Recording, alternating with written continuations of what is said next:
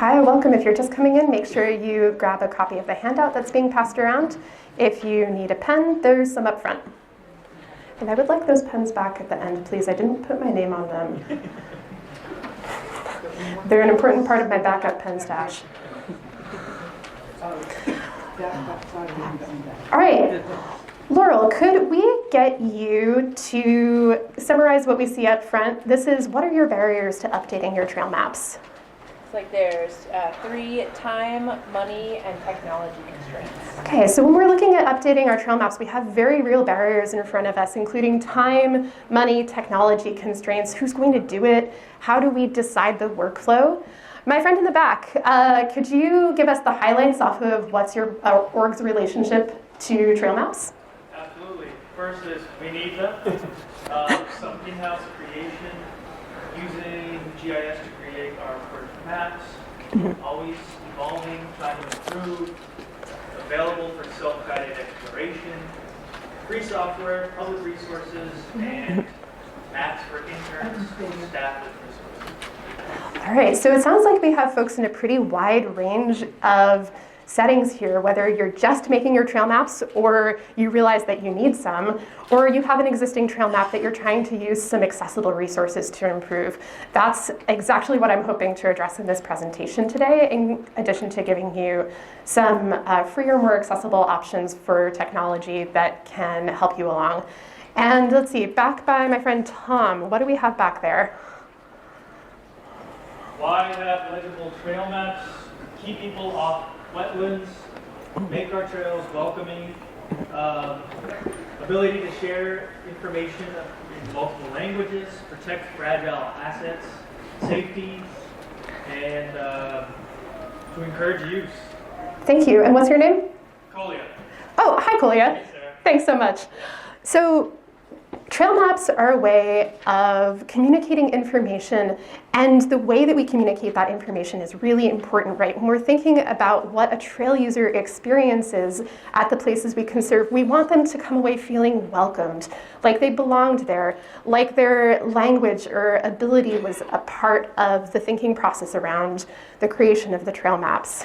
And lucky for us, there are some graphic design tools and principles that we can lean on to take any trail map and get it just a little bit more legible. And so that's why, even though this is supposed to be making better trail maps with the tools you have, I actually really prefer more legible.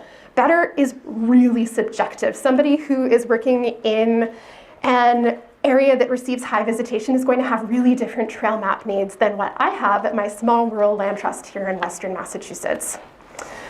I'm Sarah Welch. I am the Community Engagement Manager at Hilltown Land Trust, and my entire life I have loved maps.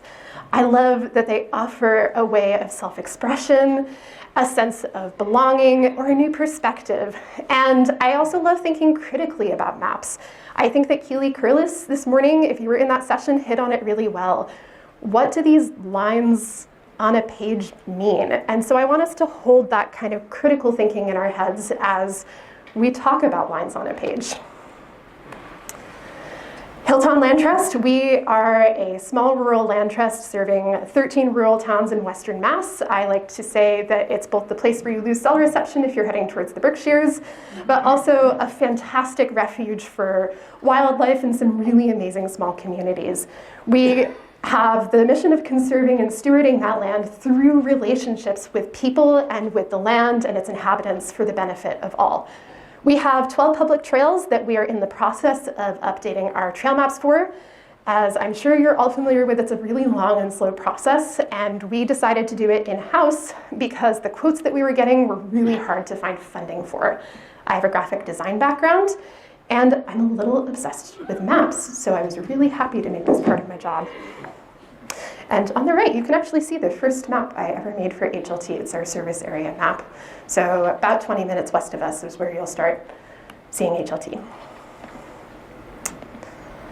So here's the plan for our time together. We're going to spend about 30 minutes in a presentation on principles and practical tips that you can take home. In addition to this presentation, there will also be some small group map review, whether you've brought a printout of your own org's trail map here, or you have it online, or you'd like to use what we have up on the screen to review. I want to get us thinking and using our own brains to practice these design techniques for making more legible maps. And then we'll regather for the last 5 minutes of our session to do some reflections and closing. My goal for all of us today is to learn these design principles for improving legibility for your audience. And I want you to be doing that small group thinking because your audience is different from my audience, and that's really important. And above all, I want us to build some relationships and get inspired.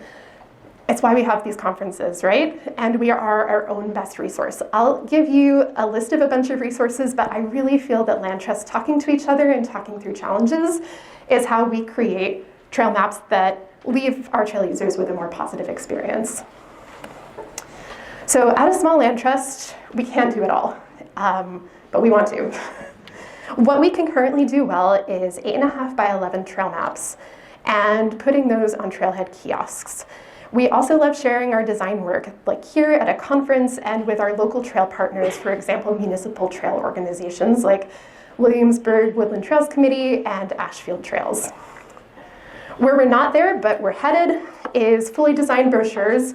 I'll shout out Berkshire Natural Resources Council. Is there anybody from BNRC in the room? They have, hi friends, they have some really great trifold trail brochures that are also translated into Spanish, which I really love seeing and I think there should be more of. So outside the scope of this presentation, it's not going to be a software tutorial because everybody uses a different set of software. We're going to focus on principles that apply across platforms. We're also not going to talk too much about working with consultants, although I have a few names that I'll give you at the end. This is designed to work whether you're working with a consultant or you're doing them in-house. For example, a lot of folks who make trail maps, cartographers can be really expensive, so you might find yourself working with a graphic designer whose expertise is not in trail maps. You can use what's in this presentation to help advocate for trail map best practices or legible practices. So we're also not going to talk too much about graphic design in terms of style and branding because that's unique to all of you. So let's start with some design principles. There's many that we could focus on, but I find that when thinking about trail maps, contrast and hierarchy are where I can really get a lot of wins when I'm making small changes. So the two types of contrast that I'd like us to focus on here are hue, that's our color of the rainbow, and value, that's our light to dark spectrum. On the upper right, you'll see a pairing of two colors that doesn't really have a lot of contrast either in value, they're both a sort of mid-tone, or in hue, they're kind of like a bluish green. And on the bottom right, we'll see an example of both high value contrast. They have quite different colors, one's a pale peach, the other one's a dark green, and hue as well, so they sit opposite each other on the color wheel. We can use this to our advantage when we're looking at our trail maps. The other is hierarchy, a design hierarchy. What information is at the top of the hierarchy and what's towards the middle? So Dick, when you look at this, if we think of it as a very abstract trail map, what's the first thing that you notice? What's at the top of that hierarchy? The first thing I notice is that line. Yeah. Diagonal line going right through the square. Okay, diagonal line straight through. Do the rest of you feel the same way? What do you notice after that, Dick? Again, the dotted line. Again, to me, as a guy working on trails for 55 years, that looks like a trail. So just with these very simple pieces of symbology, we can communicate something, but I think it's really interesting that you notice the trail second. And what do you see third? All the way after that. Just that it's all white. Yeah, the border. Does that land for folks? We're seeing the same thing. So Dick has helpfully outlined for us the design hierarchy of this miniature trail map. We have a dark bold line that has a lot of contrast with its background. We have a medium tone dashed line that we notice second, and the background after that. So this is really a microcosm of how our trail maps work. So using those two concepts of contrast and hierarchy, I'm going to choose 5 places for us to focus on for legibility. They're in an order, so from background to water, trails, contour lines, and then a little bit about labels.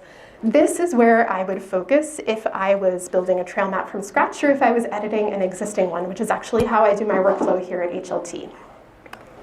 And I've created an example of a trail map that looks pretty similar to where HLT's trail maps were about 5 years ago. We were using Arc Pro to create them, guided by our user manual from 2001.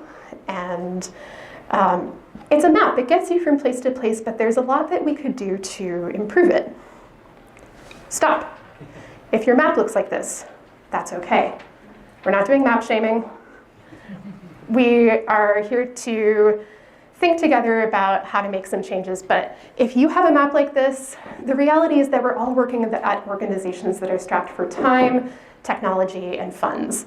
So if this is where you're at, or if this is where you're hoping to get, that's great, and I salute you, cartographer to cartographer. So just an example. So I'm going to put this to you as we're developing that design mind. What about this background might cause some legibility issues for your audience? And you can just raise your hand or shout out. In the back? Are you printing black and white? Are you printing black and white? Great question. That's a case for a lot of trail users who are printing out their maps at home, right? What else do you notice? Yes? People with different eyesight, the yellow and green are too similar.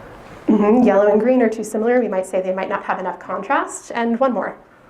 I'm struggling with the font size. With the font size, right. So even though this is projected quite large on a screen, we're having trouble reading what's on it.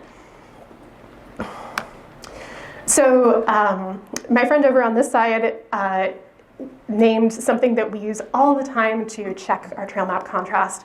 You can either print it out, use a filter on your phone, or a graphics program to turn your map black and white, and it's a great way to check for contrast. And also to check a simulation of what a colorblind trail user might be experiencing. Those red-green pairings that we see a lot on maps, blue-yellow and blue-green color blindness are very common. So exactly what we said, if this is printed out in black and white, or other conditions to consider, you have somebody who's looking at it in low light when our eyes don't perceive color as strongly, but rather value, this is going to create some legibility issues for us. So here's a background that I like to use. What's more legible now? The property. Yeah, the property. The trails, The trails. Roads. Roads. the text. And the text. So the way that I like to do this, and this is really different for every trail map creator, but the way I like to do this is with a very subtle outline. This is actually a tint of one of HLT's brand colors, but it's at about 5 or 7%, so it's very, very subtle. And then that outline is a slightly darker tint that gives you an idea of where you are, but it's not super in your face. So this is sitting quite far at the bottom of our design hierarchy, right? This is also a personal value of mine. I don't feel that the outline of this parcel, which the animals don't understand, the trail users might not even understand, and is, it's a contested thing, is sitting low in the design hierarchy because that's one of my personal values and one of our organizational values. I also use subtle colors to differentiate conservation partners. For example, this is some state land over here, the DAR State Forest, high DCR if you're in the room, and some privately conserved land to the north. And if we flip this back into black and white, it's more legible for the trails, but there's still some issues, right? Labels. This is really different for every organization, which means you can have some fun with it.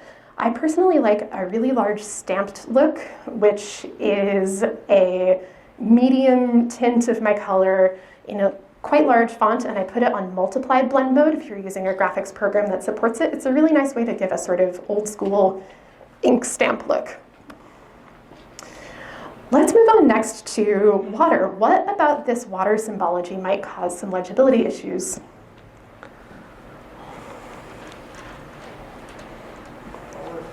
So, Yes. what I assume is wetlands, they aren't, there's no way to tell what they are. They're not in the legend. Ah, so we have a mismatch with the legend. Anything else? Yep. The both kind of being a very light color, it's not like, doesn't stick out as much. It doesn't stick out as much. So that, yeah, there's some, so that we have some more contrast issues. It's a little different on my screen, which is why I had to turn around. But you're right, so we're thinking about those contrast issues. So this is the style that I used. Because we're in a room with overhead lighting, it looks a bit different than what you'll see on a printout that I'll hand out afterwards, but what changes? Can't see the pond as much, the actual water. Mm-hmm. Water sitting lower. You've de-emphasized the water so that the parcel where the trails are is more, the focal is higher, has better hierarchy. Yeah, and so in the back we've de-emphasized the water so that the parcel and other information can stand out. Particularly on this parcel, we have a large area of wetland, and it's really overwhelming when you have it on a solid background. This is very typical for what a GIS program like Esri or ARC, Esri or QGIS will spit out for you. So this is kind of a standard template, but I really like to give it that transparency so you can get more information about the underlying land. I really like a light color for open water, and as we've had noted here, this is actually something I'm still toying with because I don't think it's perfect. It doesn't really quite read as water, and I'm working on it. My top tip for hydrology on your map, don't outline your wetlands or give them a opaque background. There's so much information that they can overlay, and it still looks really nice and readable. If you're using the default wetland pattern that comes out of a mapping software, I will have available in a resource packet online a file that has the same wetland pattern that I use here, which is higher resolution, and it looks so much nicer for very little effort. One thing to help everything hang together is just make sure that that outline color for your open water, your streams, and your wetlands is the same color. If you have somebody looking at your map, you really want them to be able to identify consistently what's in the same information group. A couple more wetland and water tips. If you've ever used a program like Mass Mapper, QGIS, Esri, usually you'll see that forested wetlands are designated in green and open wetlands are white and blue. I simplify this, reducing the amount of visual noise by just having forested wetlands sit on my regular background color and open wetlands sit over water. It's a really nice way to give your reader a break from trying to decipher different types of information. I like adding a faint inner stroke or shadow. That's something I'm experimenting with lately. Make sure that those streams are connected. If you've ever downloaded data from Mass Mapper, like USGS hydro layers, streams will sometimes dead end into wetlands or dead end in places that don't make a lot of sense. It's okay to lie a little bit, I promise. You can fudge it. I give you permission, because what you want your user to come away with is an understanding about what's on the land. For example, where the water's flowing, if that's something they're interested in, or if you want them to be guided away from it. And a font labeling tip, I really like an italic serif as a label. Credit Daniel Huffman for that one. So, trails and roads, I'm grouping these together because they're kind of like these long lines across the landscape that tell people where to go. So looking at this, I ask you the same question. What are some legibility issues here?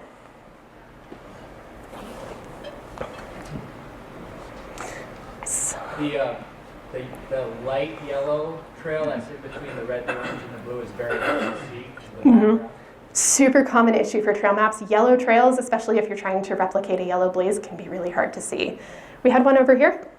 Yes? The elevation lines are also dashed? Mm. That reflect with the trail? Yeah, great observation. The trails and the contour lines look very similar, so we're not creating much difference in that hierarchy. What about, speaking of hierarchy, this is a trail map. How are our trails versus our roads sitting in that hierarchy? The roads seem more visible. That's what your guy goes to first. Right, yeah, thank you. This is a trail map, but our roads are where we're getting the most information before we see the trails. This is the symbology that I like to use. What changes here? De-emphasizes the road. Roads de-emphasized.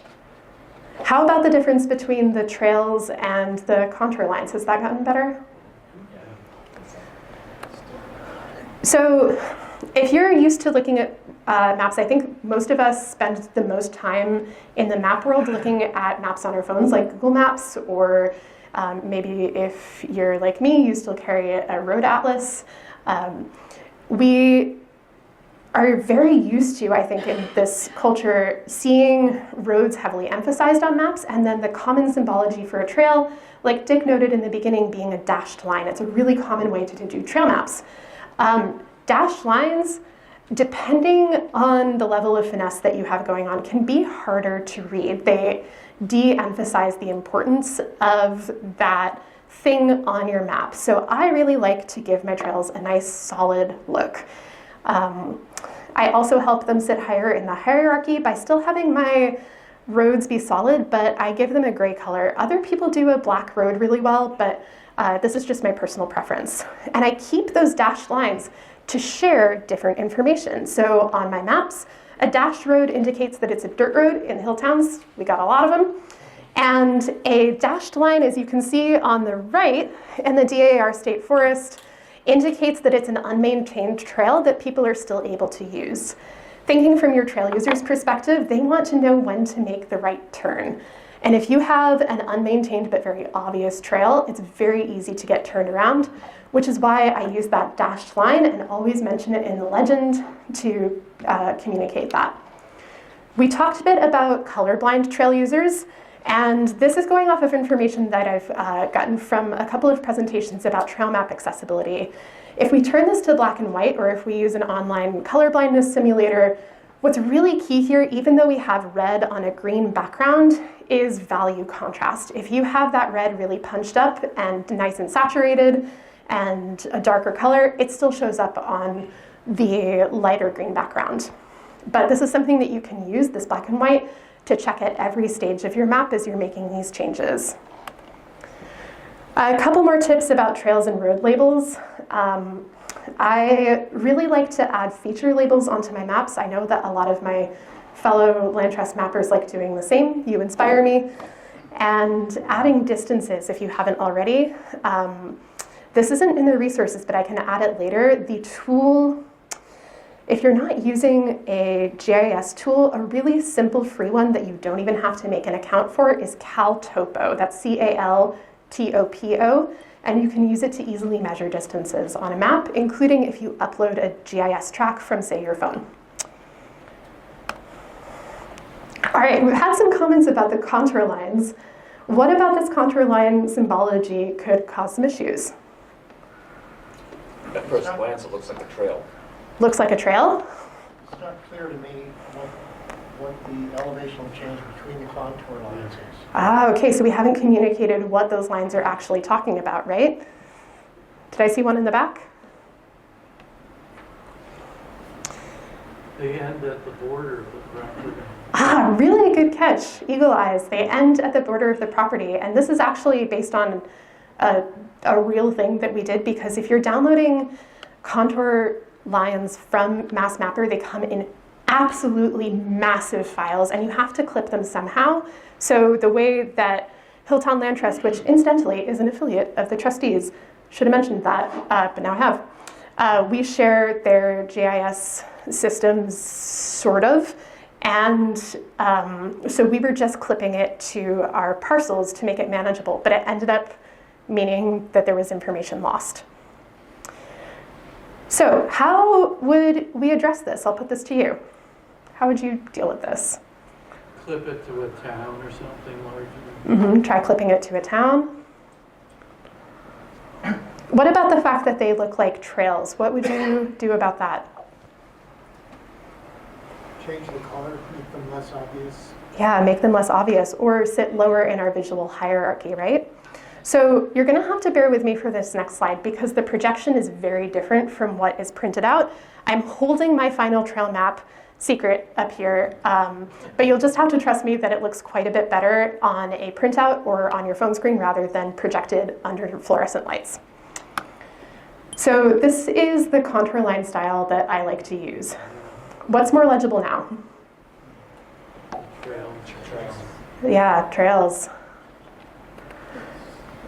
So we had a comment, yeah, what's that? Have you ever tried using hillshades? I'm finding that a lot of people don't know how to read contour lines anymore, so hillshades like really. I'll talk about that in a second. It's a great question because I think that if you have actually, I'll just answer it now. Hillshade is, so similar, it's similar based on similar data from contour lines, but it gives an idea of steepness. It can show the terrain and contours of your map really well. At Hilltown Land Trust, we tend to opt for the simplest effective option available. One of the challenges that's presented by Hillshade is that it's on this sort of gray to black spectrum, and when you put it on your map, it can really obscure a lot of other information. We've done it in the past. There are blend modes that you can use, but really my next step for using a hillshade layer would be to do a little bit of futzing with it in QGIS to help de-emphasize that big gray block that it tends to look like. And Daniel Huffman, who I cite later, has some, Daniel Huffman and John Nelson, two fantastic cartography teachers who put a lot of content online for free, have some phenomenal tutorials for how to do that if you have the resources. But at HLT, we're not there yet. Great question, thank you. So the symbology that I really like is a solid light tan, and it's very thin. But I also make sure to thicken it at significant intervals. The way that I do this is, who's ever downloaded contour data from Mass Mapper? Yeah, did you notice it's in meters? And the contour lines are really spread out? That is something that I address by actually going to the NOAA website, where you can download LiDAR and then pull it into QGIS and export it as contour lines that are totally to your taste. You can do a 200-foot interval if that's the scale you're working at. You can do a 1-foot interval if you're really zoomed in. And as we had mentioned here, I show them on the whole map to add context. I have a great tutorial that I'm waiting to get permission to share for this NOAA export, which incidentally is totally free if you do it in QGIS. I actually recommend doing it in Q over Esri. So once I get permission to share that, I'll happily pop it out to you. Quick note about labels. I hand place them. If you've ever tried doing labels in a mapping program, you might have had to take an Advil afterwards. It's really not that much extra work to place them, although somebody who's heard me grumbling while doing it might say otherwise. Because as might be kind of difficult to see on this map, I really tried to put them in as straight a line as I can to show that a slope is going up or going down and that you can get from information point to information point very easily. I also really like bel topo sans for this, and the reason is that a lot of fonts introduce that little serif over the one that makes it look like a 7 at a very small scale. So contour line labels by necessity are quite small. Otherwise, they would overwhelm your whole map. So I make sure that my font choice lets me communicate what I want to effectively.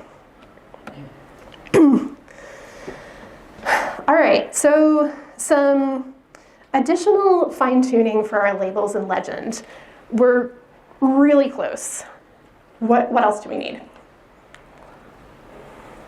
Yes? Something else you did is your road initially had a serif font, and you took it out, and now I see it's a sans serif font. Oh, yeah. So that's something that we can do across our maps. Previously, it was Times New Roman, or maybe whatever default my graphics program gave. But Philtown Land Trust has two fonts that we use, Montserrat and Elio, and I make sure that when I'm making my maps, with the exception of those contour lines, because they can get kind of confusing, I use maps that we already, or fonts we already have in our style guide. Great catch. Oops. What other fine-tuning might we need? So what matches my labels with certain colors that entity there, so that you can have your trail name red. In this case, you see it with water all the time. Yeah, we do. We actually did experiment with trail names in red for a little bit. Something that I find is that when you have a very dense trail network, they start to look very similar, and the black really helps them contrast with the trails. But at a map of this scale, that would totally work. It's something that you really have to decide for yourself on, and it's something we did experiment with. Great comment. You need to fix the legend because you have a dashed and solid red line. Oh yeah, that sneaky legend. It's always the thing that gets me. I think a map's done and I go, my legend doesn't match my map. And your elevation too. Yep, elevation. Area change. Yeah, so the symbol for the parking area doesn't match. So basically we need to do that final revision and tighten it up. This is the point where if I've been staring at this map for hours, at one map, and this is again that time constraint, one map does take me about 20 hours start to finish. If I'm at hour 15, my brain is maybe falling out my ears a bit, so I hand this to a coworker and then they say all the things you just said. So as we had noted, this is a great time to lean on your style and brand guide. If you don't have one of those, which I think is really common across small land trusts, HLT didn't have one until about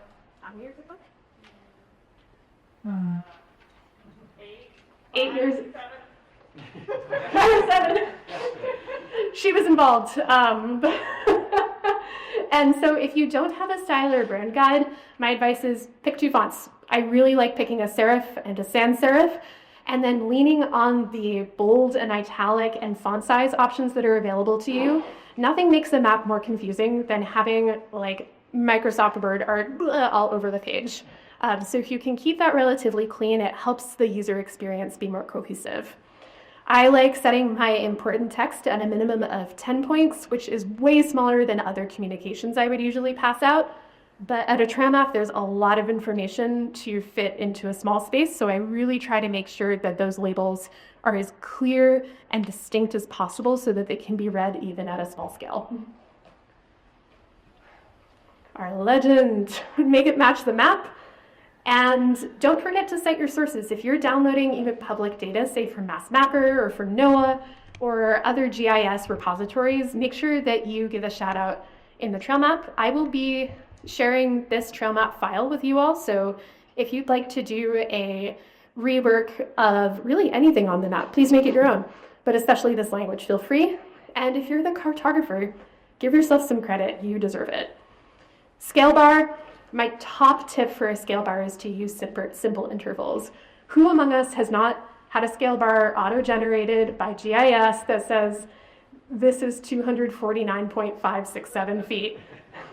What I do is in my GIS program, I make sure to select that I'm prioritizing intervals over the size of it, and then I actually just retrace it in my graphics program because I want it to look the way I want it to look. So this is where we started.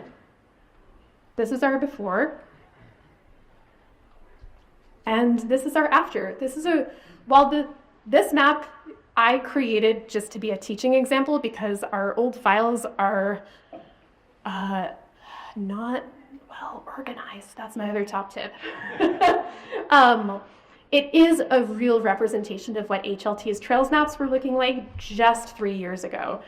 And this way, we're able to communicate our values of place and belonging in a place and wanting people to be at where they're hiking in a more pleasant way. So I'll take a couple of questions and then I want to turn it over to you to use the worksheets that you either have or you'll get in a moment and do some thinking about your own trail maps. Sound good? Okay, I'll take a couple of questions. Yeah. Yeah, you did a great job with this map, so congratulations. Thank you. But her question, you play and suggested it.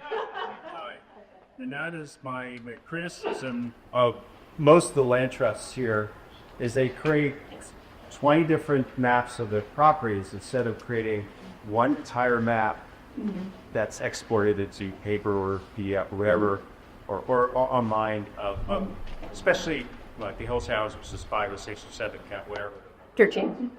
Well, more at 5. But the point is, I'm rarely going to go do a 1 mile loop. I'm going to, or I'm going to do something that's going to involve the Dar State Forest, and it's going to involve whoever owns that meadow there. Whoever, it's going to be multiple agencies, and it's much more useful to have a larger region or town-wide trail map that shows everything instead of 20 different maps, 20 different properties. Yes, and what's your name? David Mosnezer, and I'm involved in the statewide trail database. Oh, great. Hi, David. Yeah, this is a classic capacity issue for not just trail maps, but if anybody else was in the biodiversity session earlier with David, who I think maybe is here, and Nellie, it's a real thing. And also with the resources that we have, offering a really good trail map at a kiosk where people often arrive just because they saw the kiosk is what we're currently able to do. But you're right that having statewide or more regional repositories for maps is really important.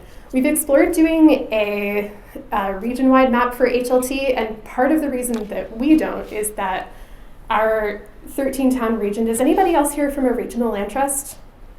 Hi. Across our 13 towns, the scale that would be needed to represent those 13 towns, even on a large fold-out map, would be like tiny islands of 1 to 2 mile trails within a huge area. So, yes, I would love to see us be able to prioritize something like that. And I thank you for your work on it. It's a great comment. But I just to add to that, I think that we have the line work for all the trails, or for many of the trails, and so you can use that. There's also the fact that people are on trails, but they're also on roads too. On the roads, and you look at base circuit trail, mid-state trail, all those are a combination of on trail, on road. So it's just I just wanted to. Yeah, thought-provoking. Thank you. Yeah, Dick. So, in response to that, David, I agree with you. The way we deal with it in my hometown in Leominster, we make on our trailhead kiosks information available to let people know there is a region-wide map produced by the Montezuma Regional Trails Map. So we give them information how they can get that. But our kiosks are two-sided. So we then have on one side the full city map that shows all of the properties that have trails on them, not in the detail like this, but then on the other side of the kiosk, which is at a particular property, you have a trail map like this that gives you the detailed trail information. So it's on 3 different levels: the site, the actual property, the municipality, and then the region. Great. There's so many different ways to do it, right? Okay, we have time for one more. I was just saying, adding to yours, we've done East Cumberland Crescent, we've got labeled the trails easy, moderate, and difficult. Yep. So you can easily just go right to it and say, this is the trail I want to go to within that region. Yep, great way of describing it. One of the ways that HLT wants to address that is by having more comprehensive trail accessibility and difficulty, for example, the amount of elevation gain or the overall distance of the loop, both on our website and on the kiosk. ADA. Yes, and ADA. All right, we are at 3:20, so I want to give us time to work in some small groups. I hope that everybody got a printout. I'm not sure if there was quite enough for everybody, but here's what we're going to do. I'd like you, okay, great, we have some extras here. I'd like you to work together to review your trail maps.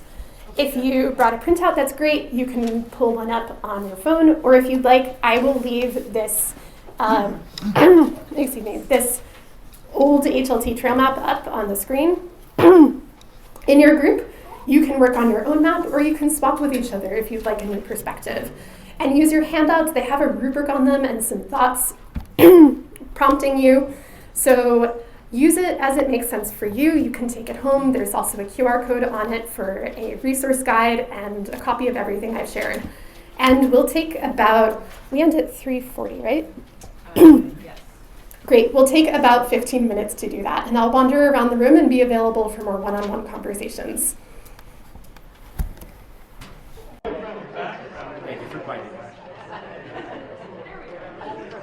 Thank you all so much for being an energetic, wonderful group at the end of the day. I really, really appreciate you.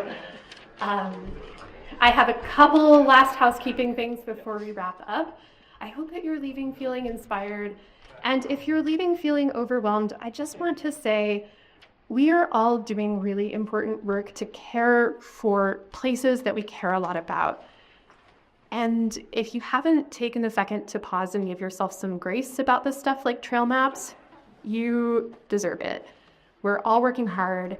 Trail maps are an important piece of the puzzle, but so is taking care of ourselves. And when I say that I spend about 20 hours per map, that's because this is something I really care about and am able to prioritize. So take the inspiration, but also take some grace for yourself. I think that's really important here. I owe some thank yous here. Daniel Huffman, John Nelson, and Sarah Bell are 3 cartographer educators who have helped me become a self-taught cartographer through them. So I'm not really self-taught because they're a part of that bigger map-making community. The trustees, Vin Antle is the GIS manager at the trustees. I owe so much to him, including that wetlands texture.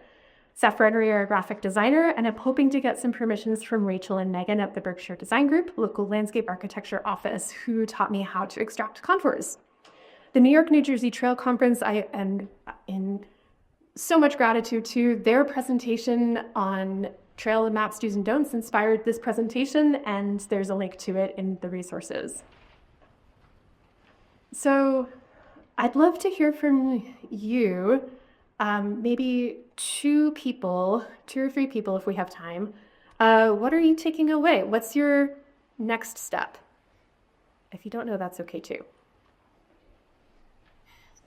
Yes, Sarah in the back. Hi. Well, I know I chatted with you. Hi there, my name is Sarah Cardwick. I am from the town of Ipswich. I started in January as their open space steward. Brand new role for me in stewardship conservation. Take care. And I'm jumping back into GIS after having trained on a previous version several years ago. So it's a new learning experience, but I wanted to make sure that our maps, which are varied, some were updated in 2020, some were updated many, many years ago. I want to update them for accessibility, for color blindness, for contrast, for dyslexia, and just general like ease of use, also for those who don't have English as a first language.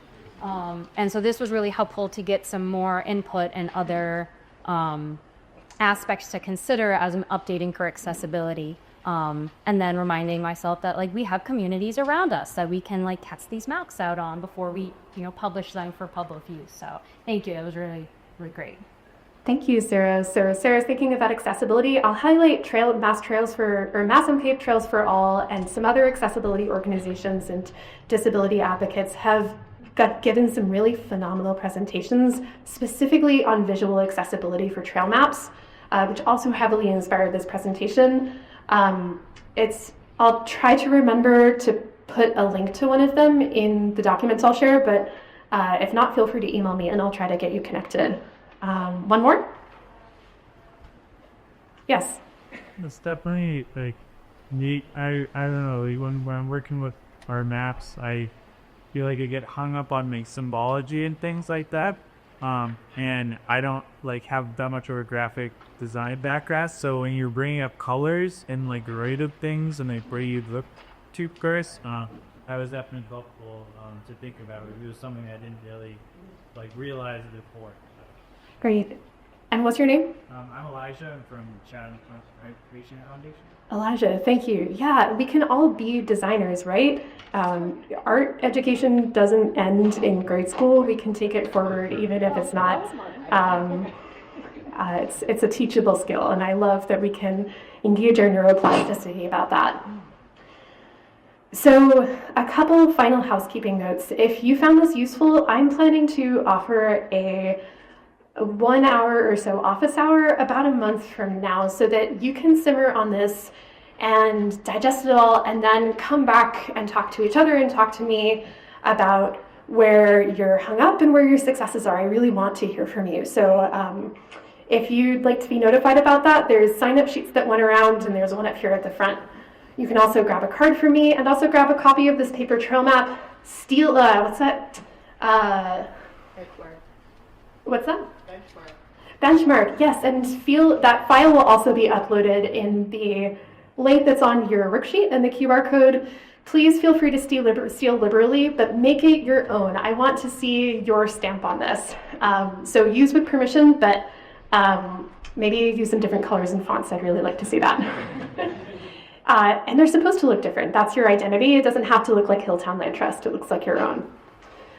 All right, you've been a fantastic group. This was a lot of fun for me, and I hope it was fun for you too. Get home safe, and I hope you enjoyed the conference.